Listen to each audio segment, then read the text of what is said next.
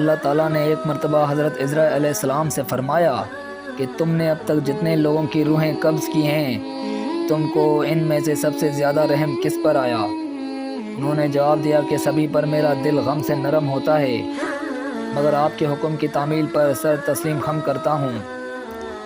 اللہ تعالیٰ نے ارشاد فرمایا کہ سب سے زیادہ دل کس پر غمگین اور رقیق ہوا؟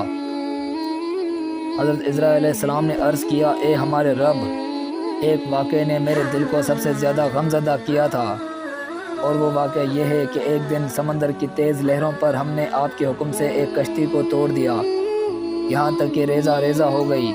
پھر آپ نے فرمایا کہ سب کی جان قبض کر لے سوائے ایک عورت اور اس کے بچے کے۔ اس گروہ کے سب لوگ ہلاک ہو گئے بجز اس عورت اور اس کے بچے کے، کہ دونوں ایک تختے پر رہ گئے۔ تختے کو وہ موجیں چلاتی تھیں، جب کنارے پر اس تختے کو ہوا نے ڈالا تو دونوں کی خلاصی سے میرا دل خوش ہوا۔ پھر آپ نے فرمایا کہ اب ماں کی جان قبض کر اور بچے کو تنہا چھوڑ دو۔ آپ کے اس حکم سے جب میں نے ماں کی جان قبض کی اور بچے کو تنہا چھوڑا اور بچہ ماں سے جدا ہو گیا، اس وقت آپ خود جانتے ہیں کہ مجھے کس قدر غم ہوا اور ہمارے دل پر کیا گزری، مگر ہم آپ کے حکم کی تعمیل پر مجبور تھے۔ آپ کے قضا اور فیصلے سے کون سرتابی اور روکشی کا پتہ رکھتا ہے؟ اے رب، میں نے ماں کی روح قبض کرتے ہوئے اپنے دل پر عظیم صدمہ برداشت کیا، اور اس بچے کی یاد اور اس کی بے کسی اب تک میرے تصور و خیال سے نہیں گئی۔ اللہ تعالیٰ نے فرمایا، اب تم اس بچے کا ماجرا سنو کہ میں نے کس طرح اس کی پرورش کی۔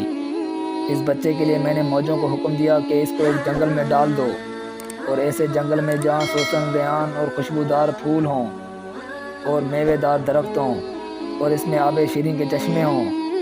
میں نے اس بچے کو بے شمار نعمتوں سے پالا۔ لاکھ سریلی آواز والے پرندوں نے جنگل کو اپنی آواز سے مسحور کر رکھا تھا۔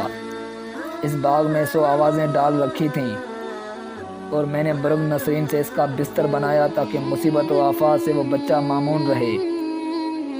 میں نے سورج کو حکم دیا کہ اس کی طرف شعاعیں تیز نہ کر اور اپنی رفتار میں اس کا خیال رکھ۔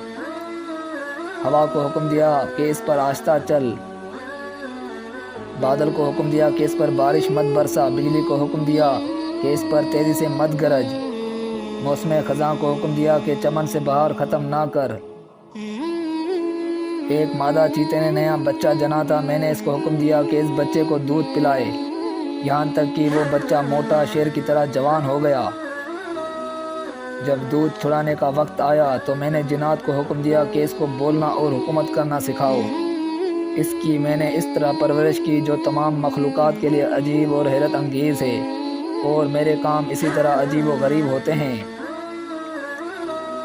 غرض اس بچے پر میں نے سینکڑوں عنایت اور سینکڑوں کرم نوازیاں کی، تاکہ وہ میرا لطف و کرام اسباب کے بغیر دیکھ لے۔ مگر اے اسرائیل، اس بچے نے میرا شکر ادا کیا کیا؟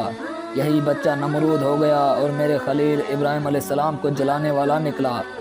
اس کا ارادہ یہی تھا، مگر اللہ تعالیٰ نے اپنے خلیل پر نمرود کی آگ کو گلزار من بنا دیا۔